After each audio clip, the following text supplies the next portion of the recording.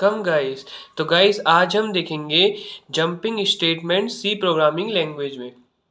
ठीक है, तो स्टार्ट करने से पहले जिसने भी मेरे चैनल को सब्सक्राइब नहीं किया है वो जल्दी से सब्सक्राइब कर ले। ठीक है, तो चलिए स्टार्ट करते हैं। तो गाइस जंपिंग स्टेटमेंट होते क्या है, कौन कौन से होते हैं सी में, तो वो सब आज हम देखेंगे और उन्हें समझेंगे। ठीक है, तो जंपिंग स्टेटमेंट क्या होते हैं गाइस, जो भी हमारे प्रोग्राम का कंट्रोल चल रहा होता है ये उस कंट्रोल को एक जगह से उठा के दूसरी जगह जो है ट्रांसफर कर देते हैं। ये होते हैं जंपिंग स्टेटमेंट। जैसे कि आपके प्रोग्राम का कुछ सीक्वेंस जो चल रहा होता है उस सीक्वेंस को हटाकर ये जो है चेंज कर देते हैं। ठीक है, वो हम प्रोग्राम में देखेंगे प्रोग्राम की हेल्प से। ठीक है, कैसे कहना चाह रहा हूं मैं। तो जंपिंग स्टेटमेंट क्या होते हैं पहले हम वो लिख लेते हैं। तो jumping statement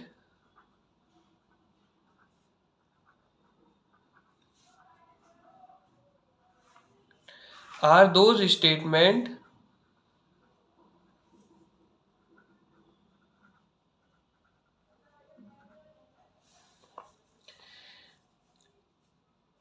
which transfer control from one point to another point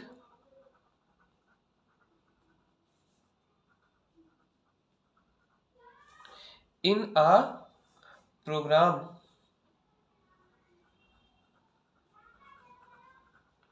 ठीक है, तो ये जो है वो स्टेटमेंट होते हैं जो एक पॉइंट से दूसरे पॉइंट में जो है कंट्रोल को ट्रांसफर कर देते हैं। तो C support 3 jumping statements which is, कौन कौन से हैं वो। सबसे पहले ब्रेक, दूसरा है कंटिन्यू, ठीक है, और तीसरा कौन सा है, रिटर्न।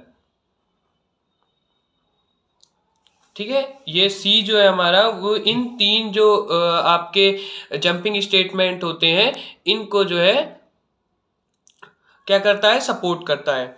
ठीक है, तो हम इस वीडियो में ब्रेक और कंटिन्यू देखेंगे क्योंकि रिटर्न स्टेटमेंट्स जो है हमने पहले पढ़ भी रखा है, आपने देखा हो तो जो हमने फंक्शंस पढ़े थे तो वहां पे जो है हमने रिटर्न स्टेटमेंट पढ़ा था, ये जंपिंग स्टेटमेंट ही था वो। ठीक है, जहां पे हमने फंक्शन के टाइप देखे थे कि मतलब function with return type and with argument, उसमें हम पढ़ चुके हैं। ठीक है, तो ब्रेक और कंटिन्यू देखेंगे। तो सबसे पहले हम देखते हैं कौन सा, ब्रेक स्टेटमेंट। तो अब ये ब्रेक स्टेटमेंट होता क्या है।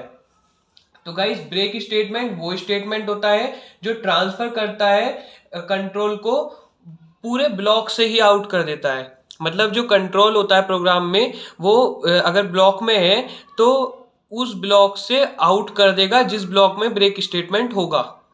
ठीक है, ये करेगा कि जहां पे भी ये यूज किया जा रहा है, ठीक है, तो कंट्रोल को उस ब्लॉक से ही बाहर कर देगा जिस ब्लॉक में ये यूज हो रहा है। ठीक है, तो हम इसको क्या लिखेंगे, the break statement transfer the control out of the block in which it is used. ठीक है, the break statement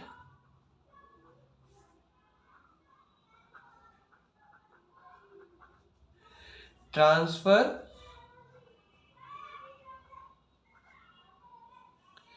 the control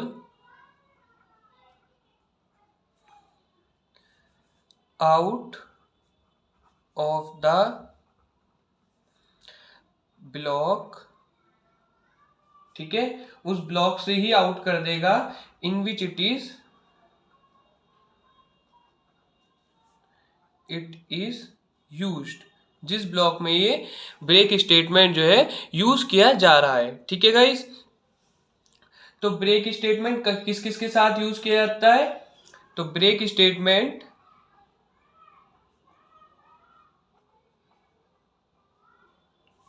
is used with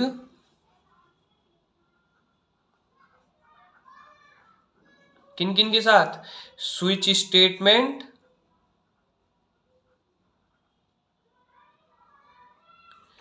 और फॉर लूप ठीक है, फॉर लूप के साथ, वाइल लूप के साथ एंड डू वाइल लूप के साथ।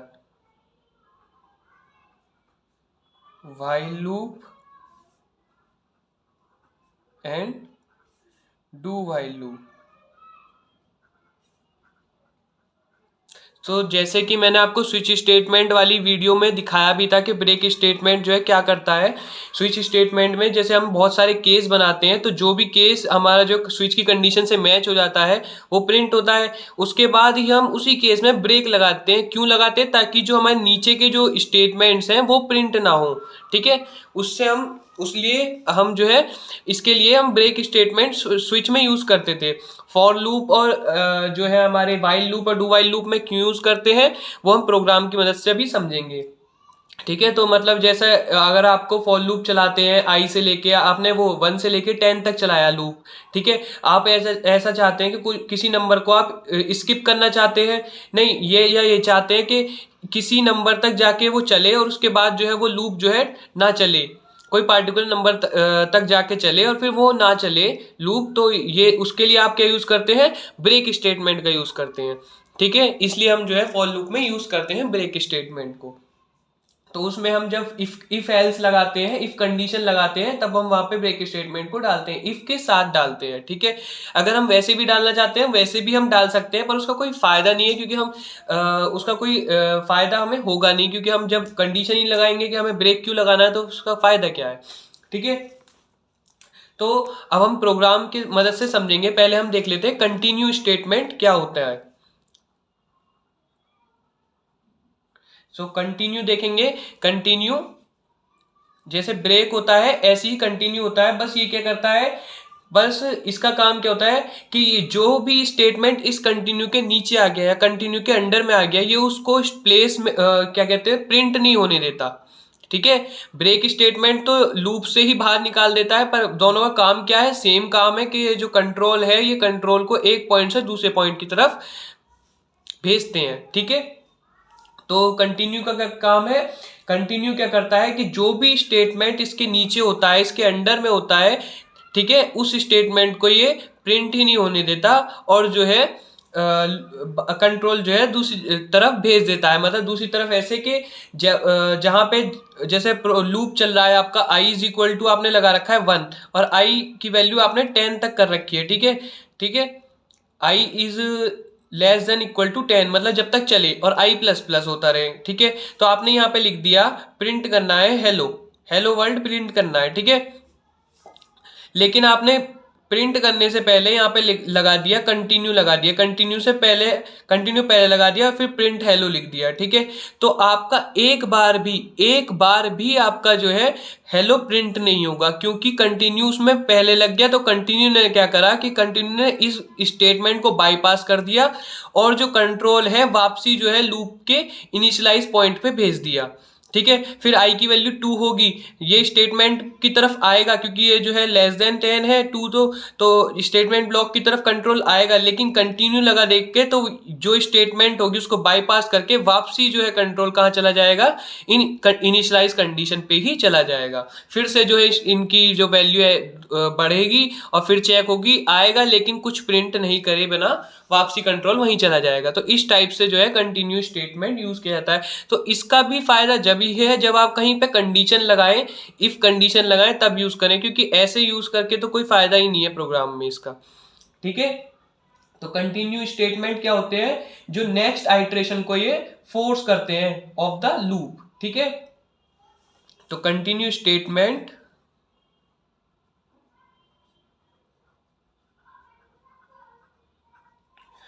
forces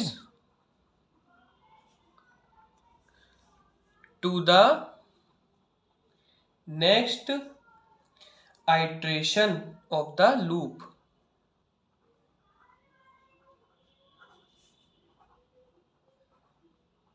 ठीक है, नेक्स्ट आइटरेशन को जो है फोर्स करते हैं एंड बाईपास कर देते हैं उन स्टेटमेंट को जो कभी एग्जीक्यूट ही नहीं होने वाले हैं।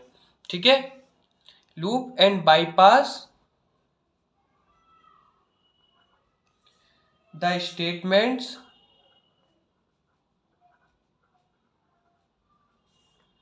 which are not yet executed,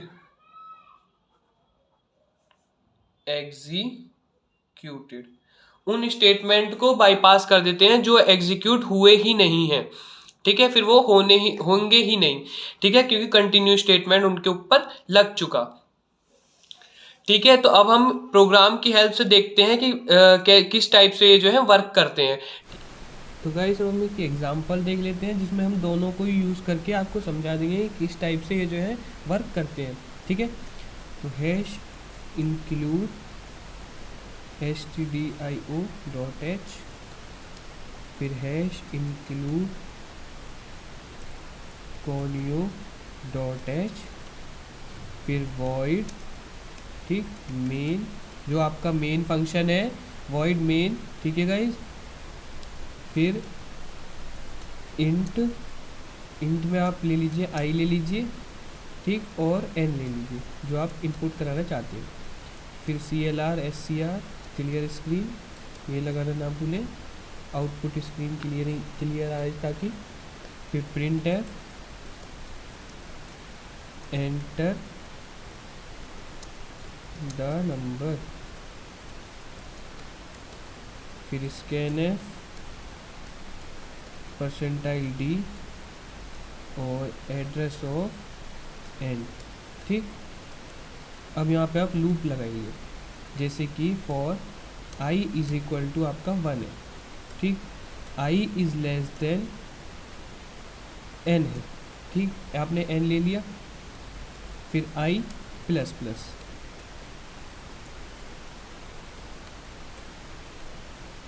ठीक है। अब हम ये चाहते हैं कि ये जो वैल्यू है वो प्रिंट हो, ठीक है, ऐसे प्रिंट है %d, चलो बाद में लिखते हैं, ठीक है, नंबर, फिर %d और /n, ठीक है, /n यहाँ पे कर दिया। अब किसके बाद नंबर के आगे ये लगा दिया ताकि अच्छे से समझ में आए। आई हमने प्रिंट करा लिया, ठीक है, आई। अब यहाँ पे एक और लिखते हैं प्रिंट एफ, हर नंबर को हम हेलो करेंगे, तो हेलो, ठीक। अब यहाँ पे गेट ch, ठीक, नाउ रन करेंगे, ओहो एरर आ गया, कहाँ पे है, प्रिंट एफ में स्टेटमेंट मिसिंग, ओके,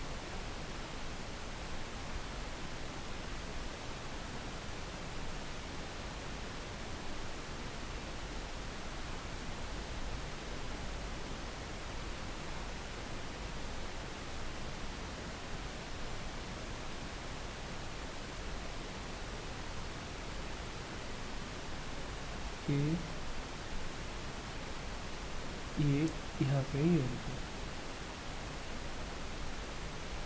तो एंटर द नंबर, जैसे हमने नंबर करा एंटर 7, ठीक, तो number 1 hello, number 1 hello, number 2 hello, number 3 hello, number 4 hello, number 5 hello, number 6, ठीक है। 7 जो है नहीं हुआ क्योंकि हमने लेस देन 7 रखा था, ठीक है। तो अब हम क्या देखते हैं, अगर यहाँ पे हम जो है ब्रेक स्टेटमेंट लगा दें, कहाँ पे, नीचे ही लगा दें, तो देखिए क्या होता है, BREAK।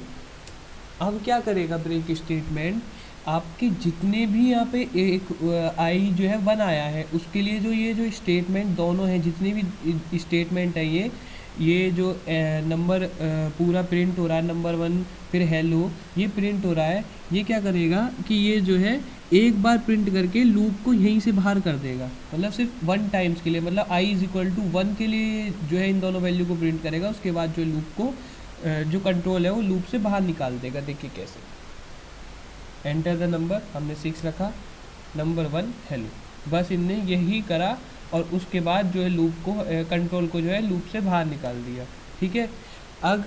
अब जो है अगर हमने क्या करा, कंटिन्यू कहाँ लगाया, जैसे मैं आपको बता रहा था कंटिन्यू हमने ऊपर लगाया, नीचे लगाएंगे तो कोई फ़ायदा नहीं है क्योंकि कुछ भी उसके नीचे नहीं है, तो वो किसी भी को स्टेटमेंट को बाईपास नहीं करेगा। तो हमने कंटिन्यू क्या लगाया, ऊपर लगा दिया। तो देखिए कुछ भी प्रिंट नहीं होगा, 5 टाइम चलाया, कुछ भी प्रिंट नहीं हो रहा।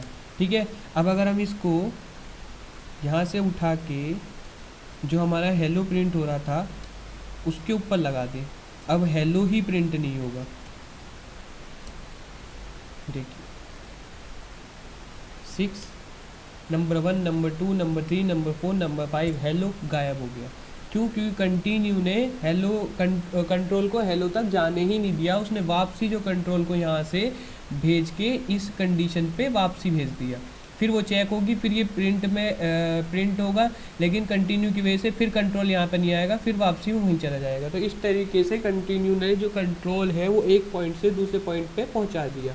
ठीक है, पर इस चीज़ का, ये सिर्फ मैं आपको समझा रहा हूँ, इस चीज़ का ऐसे प्रोग्राम में कोई फ़ायदा ही नहीं है। ठीक है, अगर हमें कोई स्टेटमेंट प्रिंट ही नहीं करना होगा तो हम सीधे सीधे उसमें उसको रखेंगे ही नहीं। ठीक है, ऐसा क्यों करेंगे? तो इसलिए हम इसको जो है इफ़ एल्स के साथ यूज़ करते हैं कि किसी पर्टिकुलर कंडीशन पे हमें ये प्रिंट नहीं करना, तो हम जो है कंटिन्यू का लगा देंगे। ठीक है गाइज, तो आई होप आपको समझ में आया होगा कि किस टाइप से ये जो है यूज़ किए जाते हैं। अगर आपको वीडियो अच्छी लगी इसको लाइक कर दें, कमेंट कर दें, सब्सक्राइब कर दें चैनल को। Thank you guys.